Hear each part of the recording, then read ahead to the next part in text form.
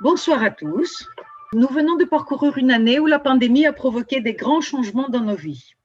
Il a fallu que nous apprenions à utiliser des outils, surtout en informatique, pour essayer de rester en contact durant les longues périodes de confinement. Depuis hier, les règles strictes sont levées et nous pouvons désormais reprendre un café en terrasse ou faire une sortie au restaurant, au cinéma ou encore aller au spectacle. Même si ce n'est pas encore ce qu'on appelle la vie d'avant, la libre circulation nous permet, grâce à la vaccination ou à la protection que nous nous infligeons, à espérer une vie plus agréable dans un futur très proche. Nous sommes tout de même très satisfaits et fiers du travail accompli pendant cette longue période où nous n'avons pas pu nous retrouver à la Maison de la Grèce. Nos manifestations régulières et qualiteuses via la plateforme Zoom ont permis à un public souvent très nombreux de nous suivre. D'ailleurs, la création de notre canal YouTube permet de visionner à tout moment les conférences ou manifestations que vous avez pu rater. Pour cette dernière manifestation de la saison, je tiens à remercier les conseillers de la communauté hellénique de Paris qui ont été les ouvriers de ces manifestations et vous tous, public, composé de membres ou d'amis qui nous rejoignez à chaque invitation. Nous espérons que la rentrée sera en mode présentiel et que nous pourrons vous proposer des manifestations et activités à la Maison de la Grèce. Nous garderons sûrement une partie de nos rencontres virtuelles pour le plus grand plaisir de ceux qui se trouvent loin ou ne peuvent pas se déplacer. Je ne veux pas prendre plus de temps. Je donne la parole à Marie Roblin qui vous présentera notre invité du jour, l'auteur Jean Audouin. Marie, c'est à toi. Merci. Bonsoir et merci à tous d'être toujours présents. Jean Audouin, soyez le bienvenu. La conférence d'aujourd'hui va clôturer la saison précédant la trêve estivale.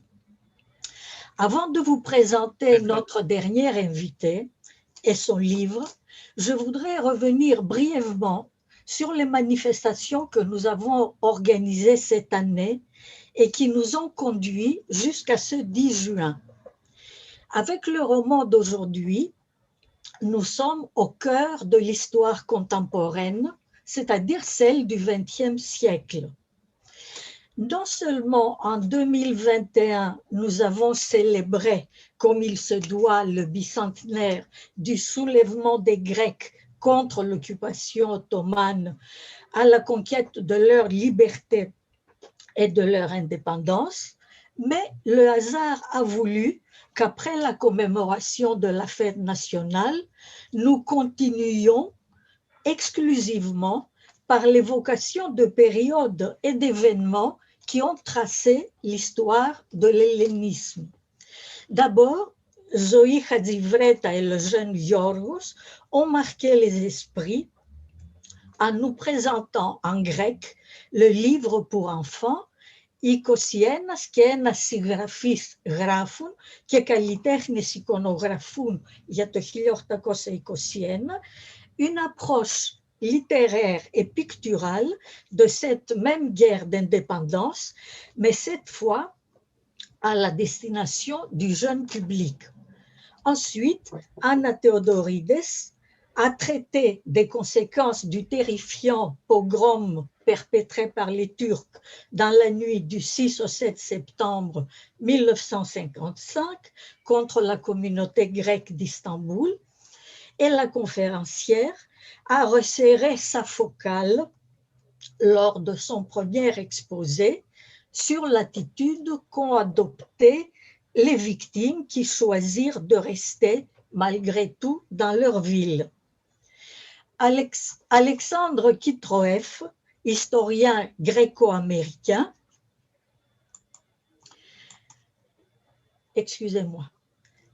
historien gréco-américain, a quant à lui présenté l'histoire d'une autre florissante communauté de Grecs, celle d'Égypte, et pour la période entre 1800 et 1960, présence à laquelle il a consacré un livre. En s'appuyant sur son récit biographique, Sochum Exil, Yote Ioanniv nous a plongé dans une autre période très douloureuse, celle des tourments endurés par l'hellénisme du Pont.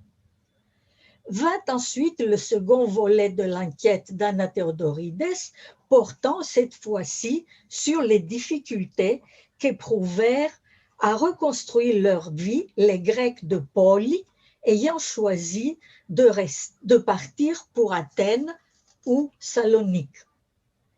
J'espère que Jean Audouin ne m'en aura pas trop voulu d'avoir commencé mon propos par ces digressions rétrospectives. Après tous ces grands moments d'histoire, ces slaloms inattendus entre thèse, roman et essai historique, il n'est peut-être pas étonnant que le hasard, le fichu hasard un peu têtu qui nous a guidés cette année, nous ait justement offert, en guise d'épilogue, le regard critique de Jean Audouin sur l'implication du Royaume-Uni dans l'histoire contemporaine de la Grèce, tel qu'il a su magnifiquement retracer dans son vif et pénétrant Churchill m'a tué aux éditions L'Harmattan. Notre invité, ancien journaliste à Combat et au Quotidien de Paris, devenu écrivain, a déjà publié 2 romans et Le monde tremblera sur la Corée du Nord et ses dérives, ainsi que Mauvaise foi sur un jeune abusé qui règle ses comptes. Il a sans doute encore d'autres projets en tête, mais de cela, il nous entretiendra peut-être s'il le veut bien. Il faut ajouter que Jean Audouin connaît bien la Grèce, qu'il nourrit une grande passion en général pour les îles. Il a d'ailleurs une maison à Belle-Île-en-Mer qui, comme chacun sait, se situe sur le littoral breton au large de Quiberon, façade atlantique, qu'il fréquente depuis très longtemps. Et par ailleurs, il n'est pas en reste avec nous puisqu'il retourne tous les étés à l'île de Paros.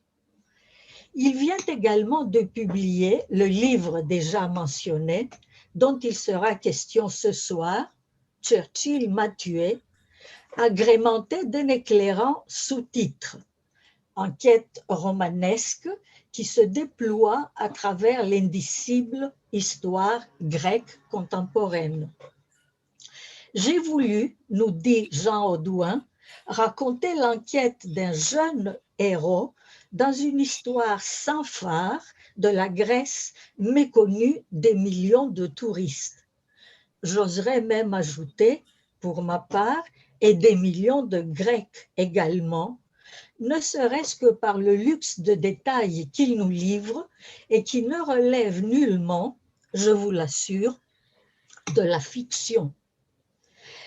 Car, comme il n'oublie jamais son métier de journaliste, il n'a pas hésité à faire de nombreuses recherches pendant 2 ans, à mener des entretiens successifs, ce qui lui a permis de récolter de multiples témoignages d'anciens qui se souviennent d'une période qui n'est pas si lointaine.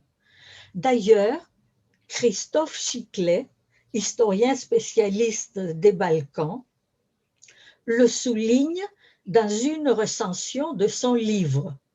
N'étant pas historien, guillemets, c'est Christophe Chiclet qui parle, n'étant pas historien, il réussit à faire défiler devant nous toute la résistance et la guerre civile, surtout l'histoire des communistes et du Parti communiste grec.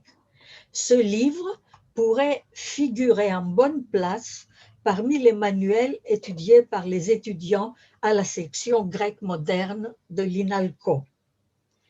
Fiction et réalité se rejoignent sur des thèmes d'une actualité tumultueuse au sein d'un roman dont la trame policière n'est jamais relâchée. Si Costas meurt, il n'y a guère longtemps, Observez bien, c'est le 17 novembre 2008. Je pense que pour tout grec, sans être historien, la date est évocatrice et symbolise des événements importants. Je laisserai à l'auteur le soin d'y revenir. J'ajouterai seulement que j'étais bien loin de soupçonner toutes les fractures internes et politiques qu'il discerne, ce qui est brisé non seulement, tout ça qui a brisé non seulement un pays, mais aussi des familles, des groupes d'amis, des voisins. Disons un mot juste de Costas, celui par qui tout arrive. Il me suffira de reproduire ici quelques lignes de la présentation de l'éditeur. À 83 ans, Costas avait pourtant survécu aux rafles des Allemands, aux milices de Churchill, à la guerre civile et aux camps de concentration grecs, aux bombardements au napalm des Américains, au règlement de compte entre factions communistes, à la dictature des colonels. Alors, comment avait-il pu tomber du 7e étage de l'immeuble parisien où il coulait une retraite paisible? Théo, son petit-fils, réfutant les hypothèses de la police qui favorisent la thèse du suicide ou de l'accident, va recomposer le puzzle et c'est ainsi que tout commence. Pour la suite des événements, nous, futurs lecteurs et pour l'instant auditeurs attentifs, nous nous en remettrons aux pistes assidûment suivies par Jean Audouin. Mais avant de lui céder la parole, il m'est très agréable d'annoncer, même si certains sont déjà dans la confidence, que le livre va connaître une nouvelle fortune aussi légitime que méritée. En effet, traduit en grec par Angeliki Parissopoulou, il va paraître aux alentours de ce 20 juin aux éditions Evmaros sous le titre transparent « Tzortsil Meskotose » et il donnera lieu à une première présentation en présence de l'auteur, bien sûr, suivie d'une séance de dédicace en ce début d'été dans sa bonne île de Paros, si je ne m'abuse. Merci à tous. C'est à vous, cher Jean Audouin.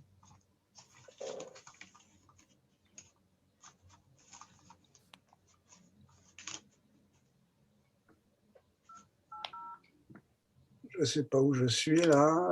Je suis... Vous devez juste faire plein écran. Plein écran. S'il vous plaît. Je vois Jean là. Voilà, je vois. Non, parce qu'on voit votre PowerPoint, donc il faut absolument que... Je suis désolé, je ne suis pas habitué à cette chose. Voilà, non, c'est ça? Voilà, là nous y sommes. Bon, bonsoir, Kalispera. Je voudrais d'abord remercier la communauté hellénique et sa présidente, Seta Théodoridis, et Marie Roblin, de m'avoir invité à vous présenter mon livre « Churchill m'a tué ». À vrai dire, c'est plutôt le Covid qui m'a tué, car le livre est sorti à l'aube des premiers confinements, alors que les libraires étaient considérés comme non essentiels et que les critiques étaient calfeutrés chez eux. J'ai bien tenté d'organiser des manifestations de soutien, mais ça n'a pas réussi uniquement en photomontage. Aussi, vous ne serez pas étonné d'apprendre qu'à ce jour, mon meilleur point de vente a été la librairie Le Livre Ouvert à Athènes, Kifissia et Corfou, et concurrence déloyale à la Maison de la Presse de Belle-Île-en-Mer, où j'étais moi-même confiné. Dans ce contexte, le miracle est qu'il y a eu des premiers lecteurs. Ils ont même bien voulu témoigner avoir beaucoup appris. C'est ce qui a motivé mon éditeur chez l'Harmattan, encore un fanat de la Grèce, qui, après avoir lu mon livre, m'a déclaré qu'à ses yeux, toute personne se rendant en Grèce doit lire votre livre. Ma modestie m'incite également à vous révéler que j'ai reçu des compliments de la part d'historiens patentés, notamment Christophe Chiclet, qui a été cité par Marie Roblin. Et que donc les étudiants de l'INALCO sont censés aujourd'hui regarder ce livre. À bon entendeur, salut. Ola kala, ola kala. À ce stade, vous vous demandez peut-être quels sont mes liens avec la Grèce. J'avais 20 ans quand, débarquant épuisé après un voyage en 2 chevaux de Paris à Volos, via la Yougoslavie de l'époque, l'accueil et le regard d'une fascinante Odyssea m'ont ensorcelé à jamais, tandis que le jukebox distillait des airs de Rebetiko. J'avais quelques années de plus quand, à Paris, j'ai participé aux manifestations contre le régime des colonels. Aussi, j'ai partagé avec émotion le 21 avril dernier votre présentation du film tourné autour de la chanson « Nous sommes deux » lors d'un échange complice entre Mikis Theodorakis, Georges Moustaki et Roviros Mantoulis. Enfin, j'avais, paraît-il, l'âge de la retraite quand, avec mon épouse, nous avons eu le coup de cœur pour une maison dans le village de Lefkes, là-haut sur la montagne de l'île de Paros.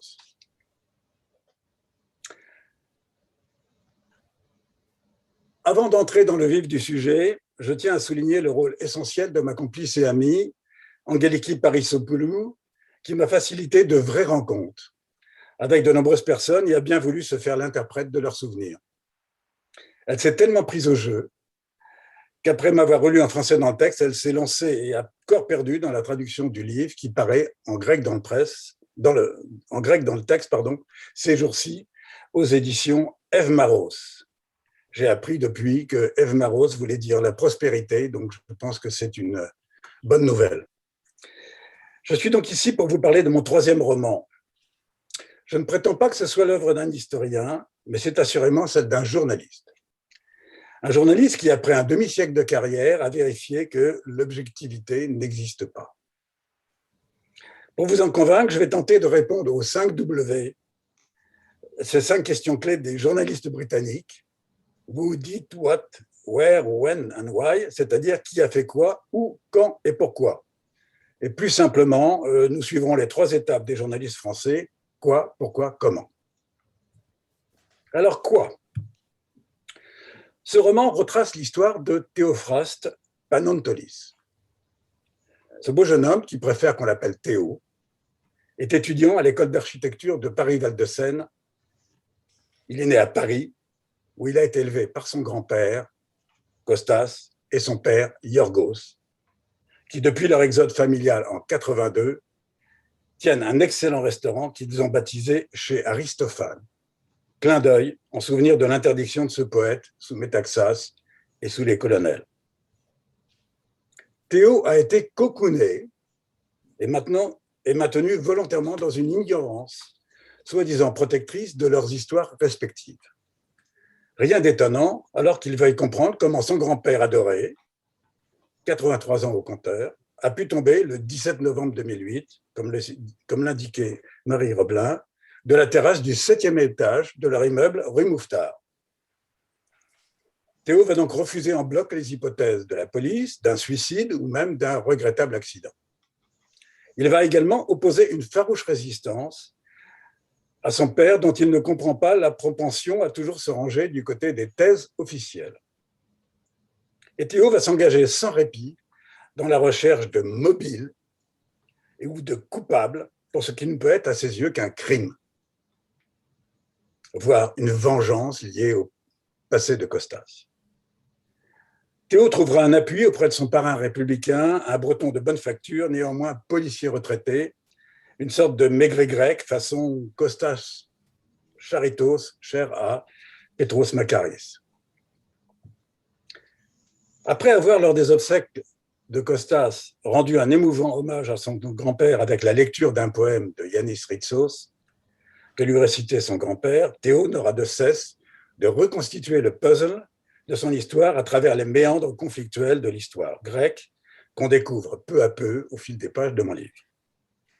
À cette fin, il fouille les mémoires, se fracasse littéralement sur des révélations auxquelles rien ne l'a préparé, que ce soit un récit critique sans complaisance côté britannique ou en contrepoint côté grec de la bouche d'un rescapé de Macronissos qui tenait il y a quelques mois encore cette librairie de la rue de Vaugirard à Paris et qui offre à Théo les chemins de l'Archange.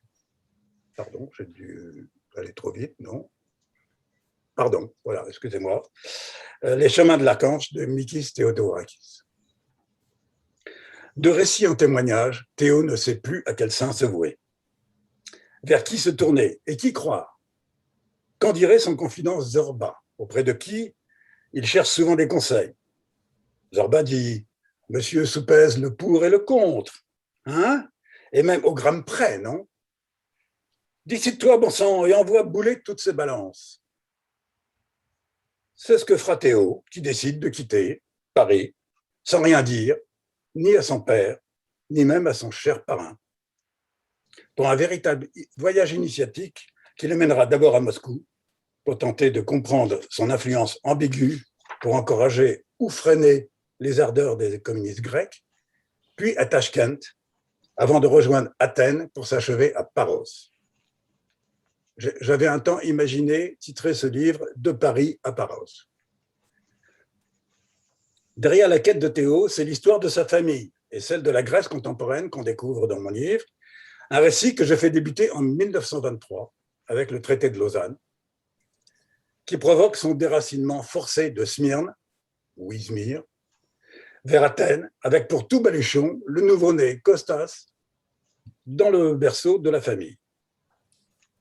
Avec cet exil forcé, cette histoire raconte les difficultés d'intégration de ces nouveaux arrivants, moqués comme ayant été baptisés au yaourt. Je n'ose pas prononcer le mot yaourtovastismeni. Leur installation dans ce nouveau quartier de Nea Ionia, les réunions politiques enflammées qui berceront les oreilles du jeune Costas, dont le père, tout à la perspective de changer le monde dans la roue de la révolution russe, participe activement à la création du Parti communiste de Grèce, dont j'ai appris qu'on disait Kappa Kappa Epsilon. Et puis, ce sera l'effervescence des années 30, avec leurs multiples grèves et manifestations sévèrement réprimées, jusqu'au régime du 4 août 1936 de Métaxas. De nombreux communistes seront alors déportés dans les îles. Costas verra son père partir pour Ikaria, pendant que son cousin Stavros s'enrôlera dans Léon, clone grec des jeunesses hitlériennes. Lorsque Mussolini frappe à la porte de la Grèce, chaque Grec connaît la réponse de Métaxas, encore célébrée aujourd'hui, lors d'une fête nationale le 28 octobre sous le nom de Orchimera. Ce fut alors l'invasion de l'Épire et de la Macédoine par les troupes italiennes, puis leur déroute devant l'efficace contre-offensive grecque qui les repousse jusqu'en Albanie. Quelques mois plus tard, les Allemands prenaient le relais, tandis que s'amorçait l'organisation complexe de la résistance grecque. Ainsi, le jeune Costas s'engagea-t-il sans hésiter au sein de l'Hélas, armée populaire de libération nationale, tandis que son cousin Stavros se précipitait de l'autre côté à l'EDES, la Ligue nationale démocratique de Grèce, créée en Épire par le colonel Zervas avec l'appui des Britanniques. Théo se souvient avec émotion des fois où, à Paris, au coin du feu, Costas a accepté de lui raconter ses faits d'armes, sa participation à la destruction du viaduc de Gorgopotamos le 26 novembre 1942. D'abord parce que c'est là qu'il a rencontré sa femme, Chrysoula, une résistante qui deviendra donc sa femme, et surtout parce que c'est un des rares moments où les cousins ont combattu ensemble, avant que les multiples accrochages entre les différentes composantes de la résistance ne les opposent le printemps et l'été 1943 dans une première guerre civile. Pourquoi me suis-je lancé dans ce roman? Quand nous avons acheté notre maison à Lefkes, je ne connaissais pas grand-chose de l'histoire grecque. J'avais tout juste quelques souvenirs scolaires de la mythologie. Un de mes 5 enfants a toujours suscité mon admiration par sa capacité à déambuler dans la galerie des dieux et héros grecs, sans faillir ni se perdre. J'ai bien essayé de me réapproprier cet écheveau, mais mon métier m'attirait davantage vers l'histoire immédiate et les territoires. Toutefois, mon esprit avait été mis en éveil par les conversations enflammées sur le Grexit dont bruissaient les tavernes à l'heure de l'ouzo. Les menaces d'une mise sous tutelle par la Troïka rappelaient curieusement 1897, quand, après l'échec d'une nouvelle guerre contre l'Empire ottoman, la médiation des pays alliés avait conduit à la mise en place à Athènes, pour contrôler le budget, d'une commission financière internationale composée de représentants britanniques, français, allemands, italiens et autrichiens. Dans mon livre, lorsque l'un des protagonistes apprend cela, il laisse échapper 5 pays, ce n'est pas une troïka, mais ça y ressemble. On dirait que l'histoire bégaye. C'est peut-être ce bégaiement qui m'a incité à vouloir mettre en lumière certains faits méconnus de ce morceau d'histoire grecque. Je me suis centré sur la période 36-74.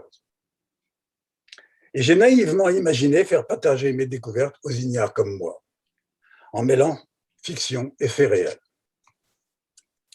Au milieu d'une abondante littérature qui encense Churchill, je n'avais pas l'ambition de m'attaquer à l'homme avec un grand H et aux grandes choses qu'il a faites, mais de raconter à partir d'une multitude de témoignages certaines de ses dérives ayant conduit à des faits dramatiques de l'histoire tumultueuse de la Grèce contemporaine, des faits que mes lecteurs partageront au fil des pages avec Théo. Ainsi découvre-t-il la dictature de Métaxas, jusqu'au jour où celui-ci est pressé d'autoriser les troupes anglaises à prendre pied en Grèce, pour combattre Hitler, bien sûr. Il comprend que Métaxas, souhaitant préserver la neutralité de la Grèce, fait la même réponse qu'à Mussolini avant de mourir peu après, officiellement d'un abcès au pharynx. À peine nommé, son successeur, Alexandre Coryzis, autorisait l'entrée de l'armée britannique avant de se suicider. Toujours officiellement, quelques jours plus tard. Une coïncidence qui provoquera un échange houleux entre Théo et son père, qui l'accusera de complotiste. Toujours est-il que le département des 45 000 soldats britanniques permettra l'épanouissement de la conquête de la Grèce par Churchill, animé d'un sentiment de propriété, enraciné dans les étroites relations familiales du royaume grec avec la couronne britannique et conforté par sa communistophobia. Prétextant les probables visées stratégiques des soviétiques sur la Grèce, Churchill n'hésitera pas à ranger sans appel la Grèce dans la zone d'influence britannique lors des accords griffonnés à Moscou, en tête-à-tête avec Staline et confirmés ensuite à Yalta. La Roumanie, 90%, la Grèce, 90% pour la Grande-Bretagne. La Yougoslavie, 50-50, la Hongrie, 50-50, la Bulgarie, 75-25. Je ne suis pas expert en géopolitique, mais sauf erreur de ma part, j'observe que les récentes tensions avec la Turquie à propos de l'exploitation des sous-sols autour de Chypre n'ont suscité aucune réaction de la perfide Albion. Un peu plus, mais un appui très concret de la France. Un peu plus, Erdogan se retrouvait dans mon livre. Mais c'est peut-être pour la prochaine. Mais revenons aux dérives de Churchill. Peu à peu découvertes par Théo, qui n'en croit ni ses yeux ni ses oreilles. Les Britanniques, par exemple, parachutent des agents secrets du service des opérations externes, le SOE, pour appuyer les résistants grecs et les former à des actions de sabotage, pour entraver les Allemands dans leur progression. Bravo, notamment à Gorgopotamos. Mais peu après, Churchill juge que ses propres agents sont devenus trop proches de résistants communistes, manifestement hostiles au roi. Churchill va donc ordonner leur assassinat par des agents du MI6. Costas sauvera l'un d'eux, in extremis. Découvre Théo découvre aussi d'autres aspects effrayants.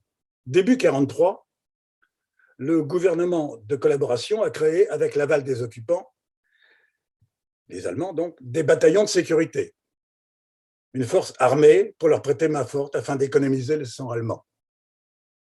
Ils participaient au Blockhaus, ces expéditions que les Allemands menaient dans les banlieues rouges, pour en extraire les Elacites, c'est les dénoncés par des bataillonnistes encagoulés qui faisaient leur choix parmi eux et désignaient les traîtres à fusiller, des communistes ou peut-être, qui sait, seulement un voisin indélicat. Ces tagmata asphalelas étaient composés de royalistes et de mafieux selon un mélange expérimenté en Irlande du Nord sous la houlette de Charles Wickham. Churchill ne s'est pas trop pincé le nez pour leur apporter un soutien inconditionnel et leur faire jouer un rôle de premier plan dans les terribles massacres perpétrés fin 1943 et tout au long de l'année 1944. Ces bataillonnistes ont massacré nombre de résistants. Ils les décapitaient, car les services gouvernementaux grecs avaient offert des récompenses payées en souverain or à quiconque apporterait la tête tranchée d'un Elacites. Quand en novembre 1947, le Daily Mirror a osé publier à la une 2 photographies de têtes décapitées, le chef de la mission diplomatique britannique s'est défendu en prétendant qu'il s'agissait de collaborateurs brigands dont la tête était mise à prix et que, suivant la coutume, cette tête avait été enlevée pour toucher la récompense. Last but not least, témoigne avec dégoût dans mon livre le fils d'un officier britannique, l'ambassade de sa très gracieuse majesté à Athènes a même osé soutenir que l'exposition de têtes coupées était une coutume du pays qui ne pouvait être jugée à l'aune des normes européennes.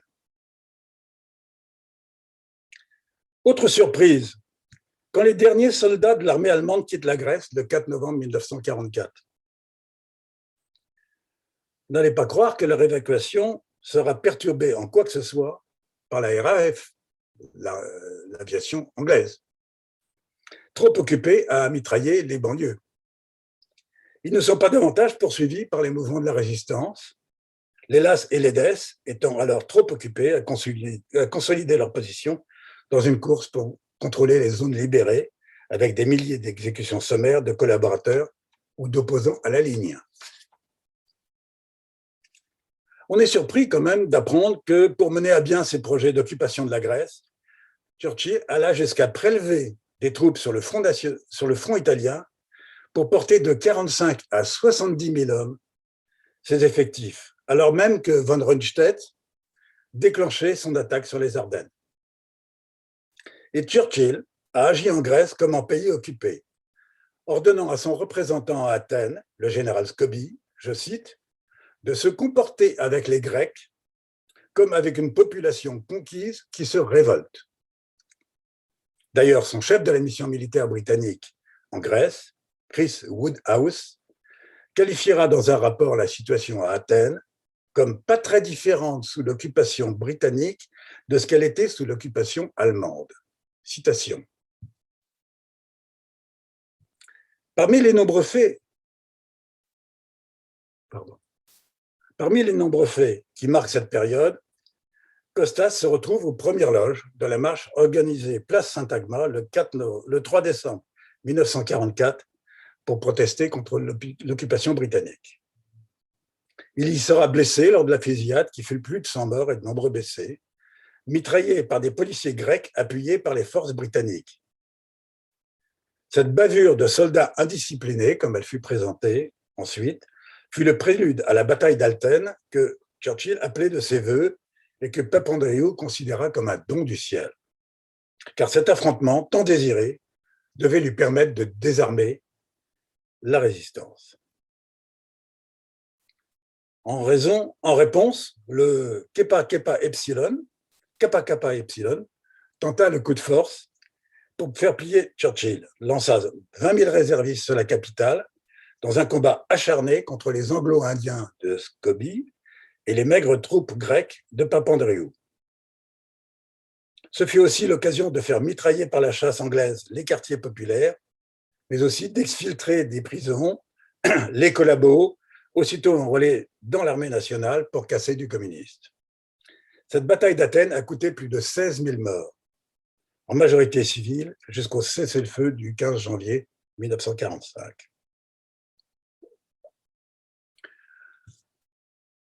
Caricature que j'ai trouvée dans la presse.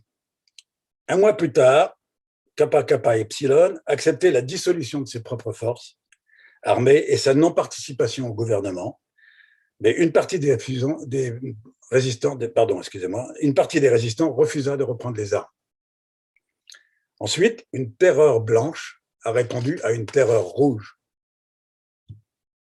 Au mois de mai 1946 fut ouvert à Makronissos le premier camp de concentration grec, conçu officiellement comme une université nationale de rééducation, où les détenus devaient, sous la torture, signer la déclaration de repentir par laquelle ils répudiaient leur passé et leurs camarades. Plus de 9000 personnes furent ainsi déportées dans les îles, tandis qu'une fraction de la gauche, empêtrée dans ses propres épurations, reprenait les armes. Avec près de 13 000 morts, la Deuxième Guerre civile a été beaucoup plus sanglante que la première, faisant réagir Roosevelt, qui aurait dit « Tuer des maquisards grecs, user des soldats britanniques pour cette sorte de travail, comment les Anglais osent-ils faire une chose pareille ?» Fin de citation. C'est peut-être pour cette raison que Joe Biden, sitôt arrivé à la Maison-Blanche, a fait retirer le buste de Churchill du bureau ovale. Je plaisante. D'autant plus que Churchill a finalement jeté le gant. Les soldats britanniques commençant à quitter la Grèce le 1er avril 1947, jour de la mort de George II. Les États-Unis ont aussitôt pris la relève des Britanniques. L'oncle Sam voyait la Grèce comme son expérience de laboratoire dans sa stratégie mondiale de lutte contre le communisme. À l'heure de la guerre froide, et l'intervention des troupes commando spécialement formées par les USA provoqua finalement l'écrasement de l'armée démocratique, faisant des partisans grecs les cobayes des premiers bombardements américains au napalm à grande échelle le 20 juin 1948 contre le massif de Grammos. Cette information est une véritable révélation, totalement méconnue de toutes les personnes à qui j'en ai parlé. Cette période a laissé plus de 150 000 morts des deux côtés, tribus grecques à la guerre froide.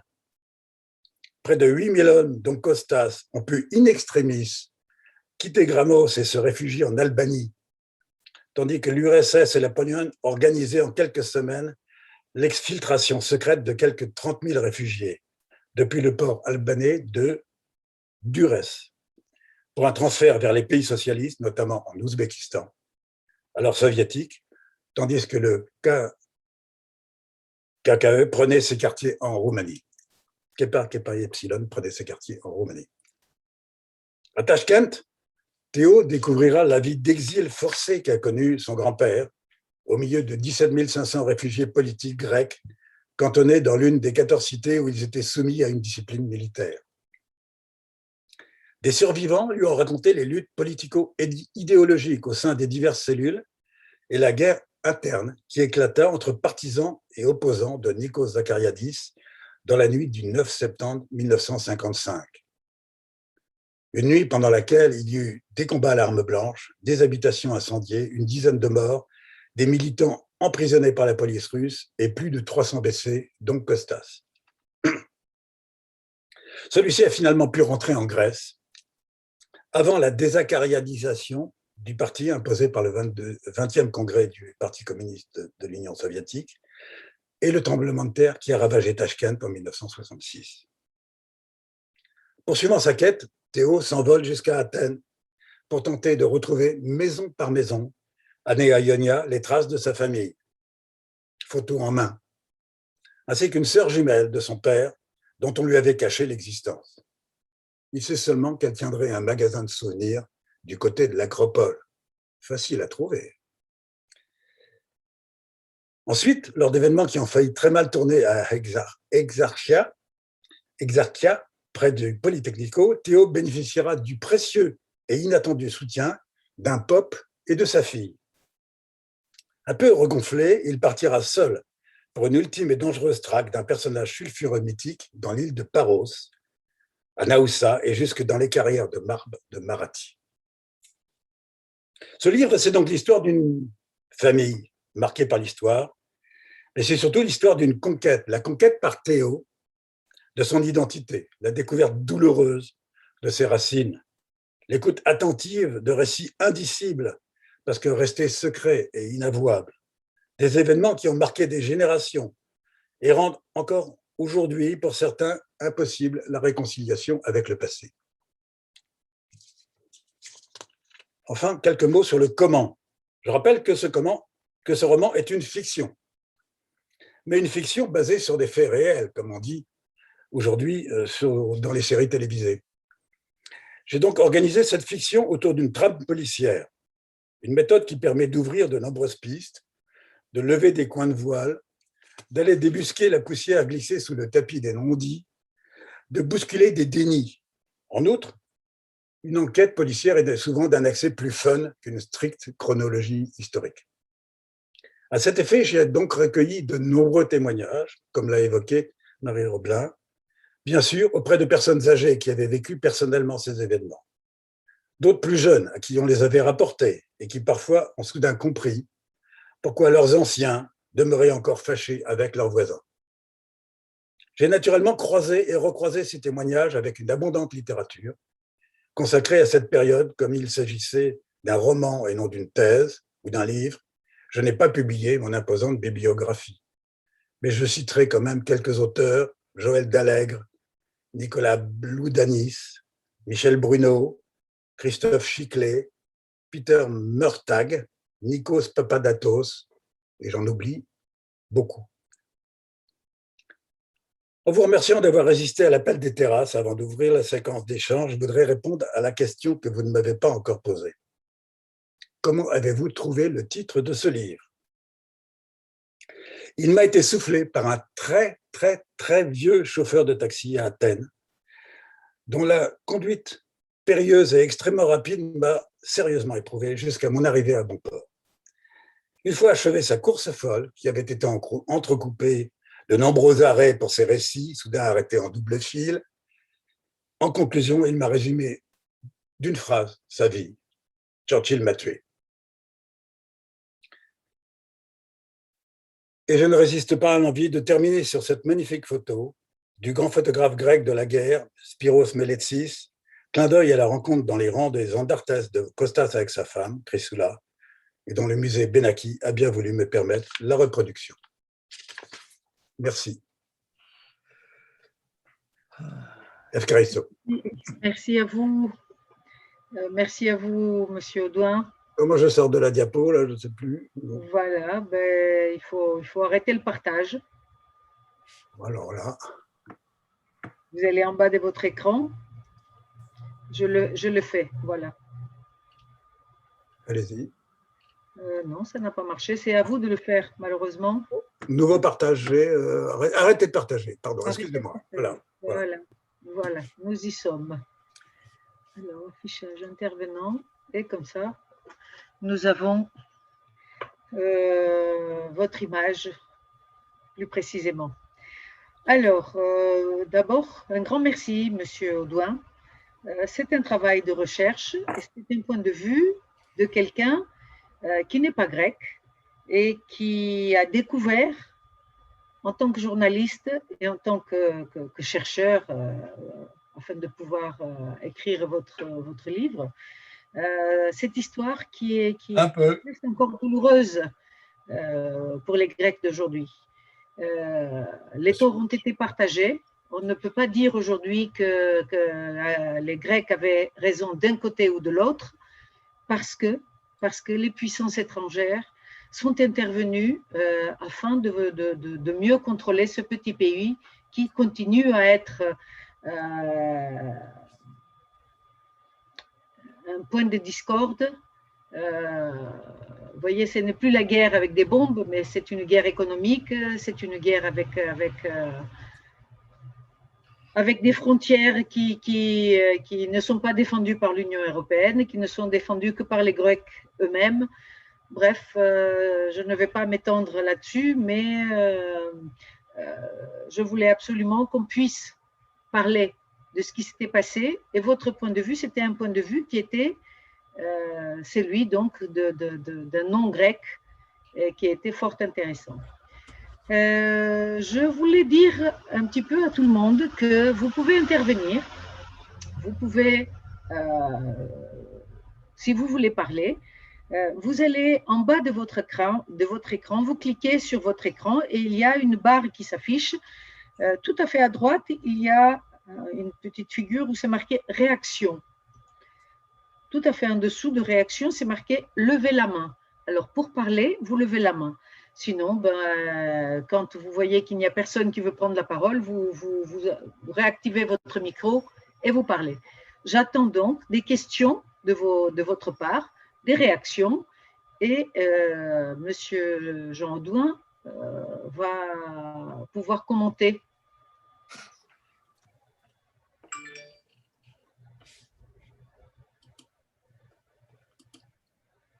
Alors, monsieur et un très cher ami, Paul Tatopoulos. Vous avez la parole, Paul. Merci, Seta. Bonsoir à tous. Hop, attention. Micro. Ça y est, c'est bon? Ça y est, je voulais baisser ta main, j'étais arrêté le micro, excuse-moi. Je t'en prie. Vas-y.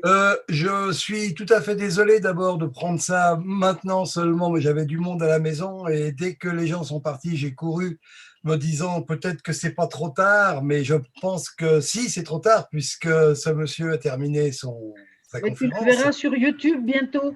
Ça sera sur YouTube bientôt. Bon, alors je voulais prendre simplement la parole pour demander, est-ce que ce livre de Churchill m'a tué est disponible ailleurs que chez l'Harmattan? Faut-il aller chez l'Harmattan pour l'avoir ou on peut le trouver en librairie? Il faut malheureusement le commander. On m'entend là? Pardon. Oui, je vous entends. Il faut bien sûr le trouver chez l'Harmattan, mais on peut le trouver aussi en le commandant à la FNAC ou ailleurs. Ah d'accord, ok. C'est pas uniquement chez l'Harmattan. C'est comme beaucoup de livres. Les libraires ne prennent pas de stock et donc c'est une des raisons pour lesquelles il n'est pas en vente partout. Mais on peut le commander dans toutes les librairies et l'Harmattan fait le boulot et le livre. D'accord. Eh bien, écoutez, je vous remercie. En tous les cas, c'est avec plaisir que je vais le commander parce que c'est un thème qui me plaît énormément et je crois qu'il y a beaucoup à dire. Setal l'a dit un petit peu à mot un peu quand même, un peu caché en disant que ce qui est tout à fait normal parce que on sait, enfin moi je vais vous donner mon sentiment personnel. Aujourd'hui, quand on parle de Churchill, c'est le héros et pour moi, c'était pas vraiment, c'était un héros pour son pays, bien entendu, mais pour le reste du monde, il n'a fait qu'agir que pour lui et pour son pays. Bon, on peut pas lui reprocher, hein, bien entendu, mais son attitude vis-à-vis des Grecs à la fin de l'époque allemande, je trouve que vraiment ça a été quelque chose de terrible. Et le partage également qu'il y a eu entre Churchill et Staline à Yalta, où ils se sont partagés l'Europe sur un coin de table, sur un bout de papier en disant bon, ça sera pour moi et ça sera pour toi. Et c'est comme ça qu'on a décidé de la destinée de l'Europe après-guerre. Et ça, c'était vraiment quelque chose d'absolument monstrueux. Et donc, je serais très curieux de lire votre livre, cher monsieur. Merci beaucoup. J'ai montré tout à l'heure l'image de Yalta. Je ne sais pas comment revenir à mes diapos, mais… Non, bien sûr. C'est pas grave. L'image est suffisamment importante. C'est très connu. Tout le monde connaît ce petit document. Bien sûr. Et je me rappelle, il y a maintenant peut-être il y a 30-40 ans, le journal Le Monde avait sorti le facsimilé de ce bout de papier qui avait été signé par… Et à l'époque, ça venait de sortir. On ne savait pas ce qui s'était passé et c'était à ce moment-là qu'on l'a su. Mais ça remonte quand même déjà à pas mal de temps. Voilà. Eh bien, écoutez, je vous remercie en tous les cas et je passe la parole à qui veut bien la prendre. Merci beaucoup. Merci, Seta. Je t'en prie. Paul, tu es toujours le bienvenu. Je ne vois aucune autre main qui s'est levée. Peut-être que vous ne savez pas l'utiliser. Donc, vous pouvez libérer votre micro et parler. C'est lui qui veut prendre la parole.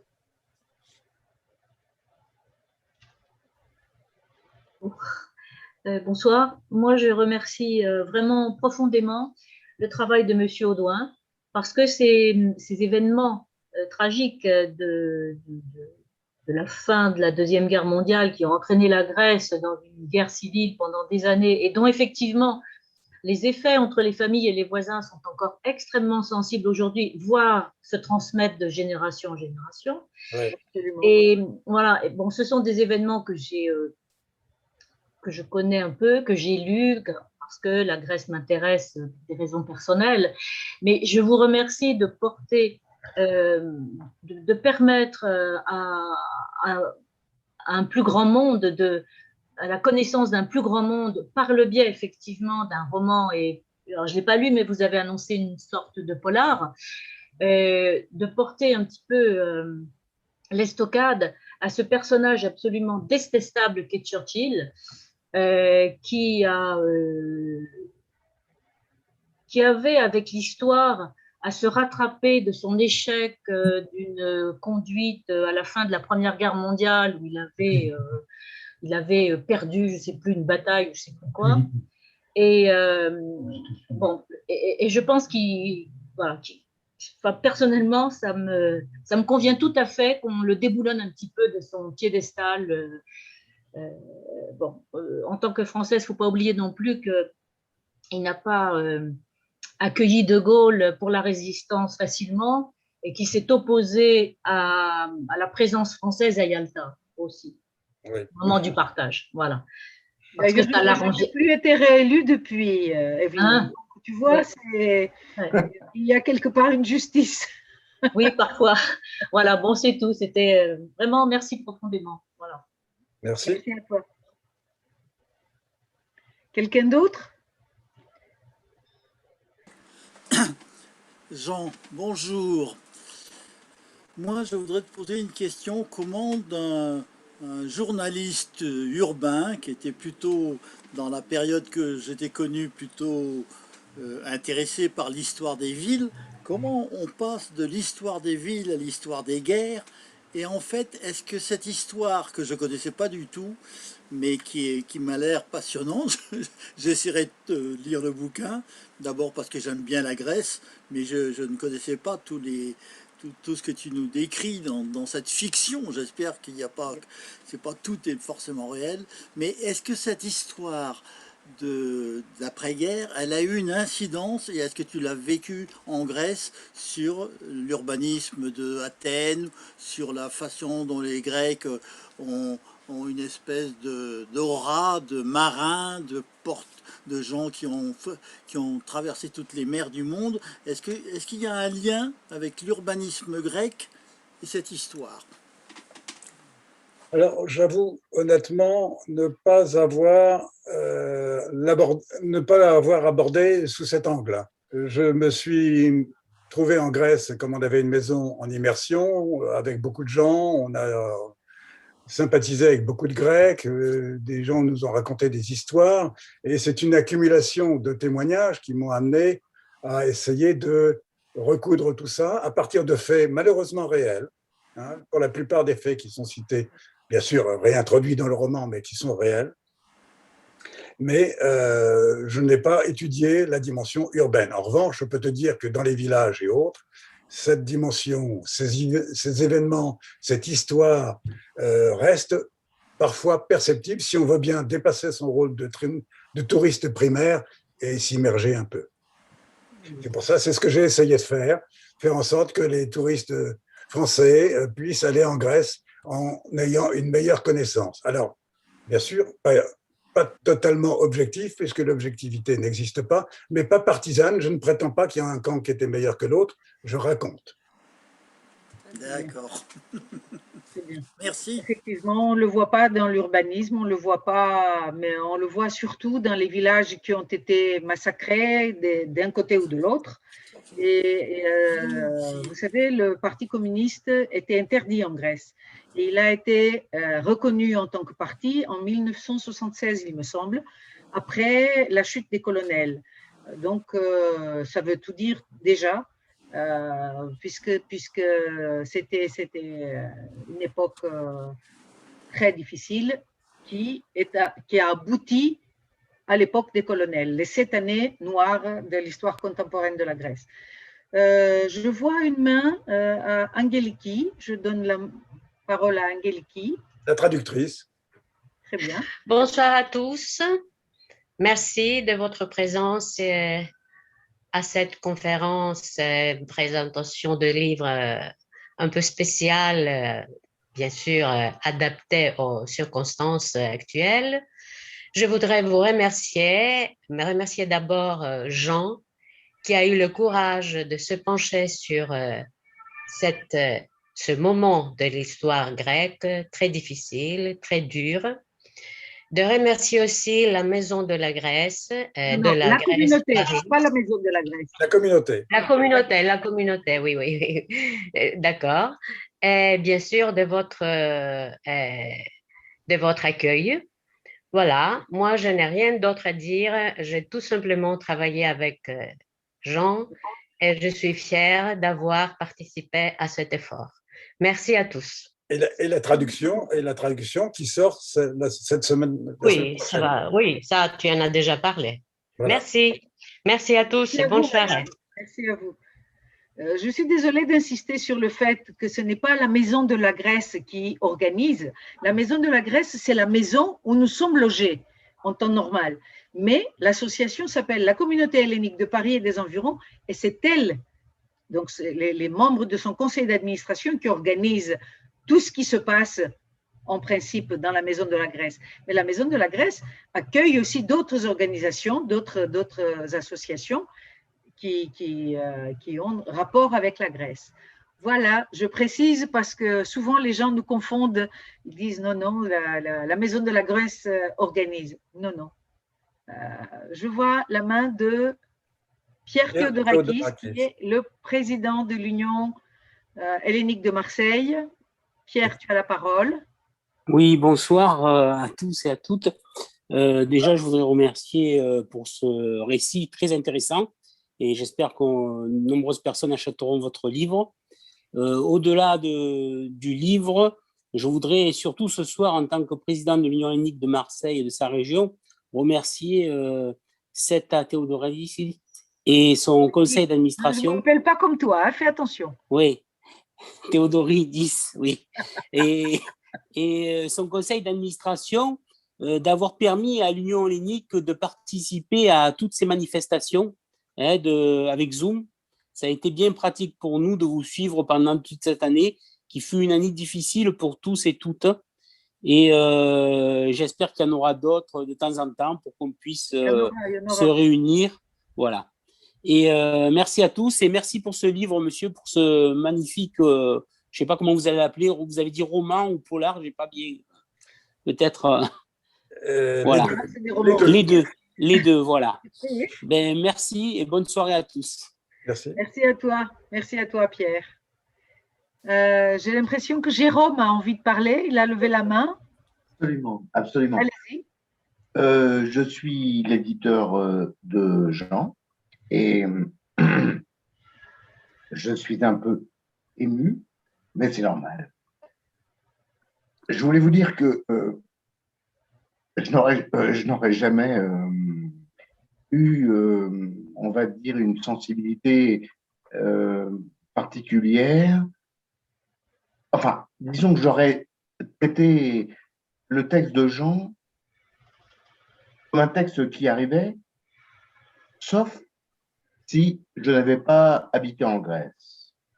Et c'est ça qui m'a littéralement frappé le cœur. C'est-à-dire que, étant littéralement tombé amoureux de ce pays, en y ayant habité 2 ans, et m'étant extrêmement intéressé à l'histoire culturelle et politique de la Grèce, quand j'ai reçu ce texte, ça m'a, j'ai pas eu une seule seconde d'hésitation. Et la première chose que j'ai dit à Jean, quand on s'est rencontrés, ou je me rappelle plus, ou quand, en tout cas, on s'est parlé au téléphone, c'est que effectivement, je n'ai jamais vu, et Dieu sait si j'en ai lu des livres sur la Grèce qu'on appelle la Grèce moderne, bien sûr. Je n'ai jamais vu un ouvrage qui résumait de manière aussi complète, aussi intelligente et aussi, enfin, aussi objective, même si Jean, tout à l'heure, il a dit que l'objectivité n'existait pas, euh, un bouquin pareil. Alors, c'est vrai qu'il a également dit que le Covid l'a tué. Et le Covid ne l'a pas encore tué, puisque de toute manière, il est encore vivant. Mais ce que je voulais dire, c'est que ce livre est un livre de fond, ce qu'on appelle dans le jargon, pardon, ou dans l'argot des professionnels. Un livre de fond, ça veut dire que c'est un livre qui se vend sur la longueur. Et que je ne doute pas un seul instant. Et de toute manière, grâce à la traduction qui est en cours, ou voire même de paraître, je ne doute pas que ce livre fera date dans l'histoire de la Grèce moderne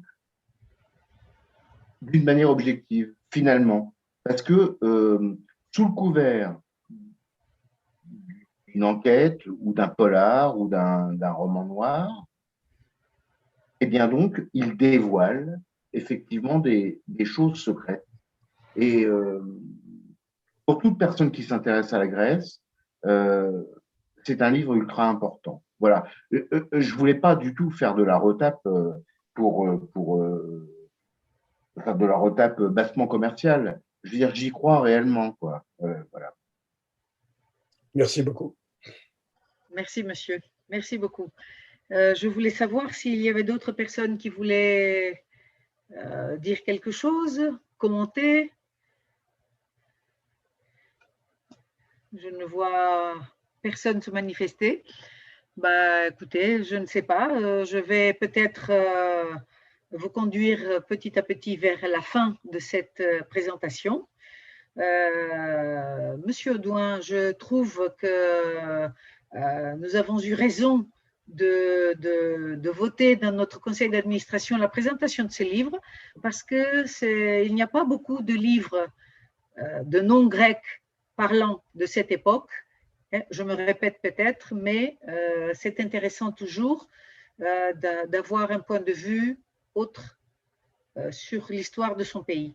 Souvent, les Français s'intéressent à la Grèce classique, ne connaissent pas grand-chose en dehors du Sirtaki, du Tzatziki et de la Moussaka de la Grèce contemporaine. La Grèce, elle offre tout ça avec son soleil et ses plages, mais derrière tout ça, il y a un peuple qui vit, qui respire, qui souffre, et c'est comme dans tous les peuples, il a évolué depuis l'Antiquité, il a un lourd fardeau à porter, et ma foi, ils s'en sortent pas trop mal avec tous ceux qui ont envie de prendre un petit bout de ce petit bout de terre au bout de l'Europe. Voilà, je vous remercie infiniment d'avoir écrit déjà ce livre et de nous l'avoir présenté à la communauté hellénique de Paris et ainsi clore cette saison de manifestations culturelles de notre association. Merci infiniment. Merci à tout le monde.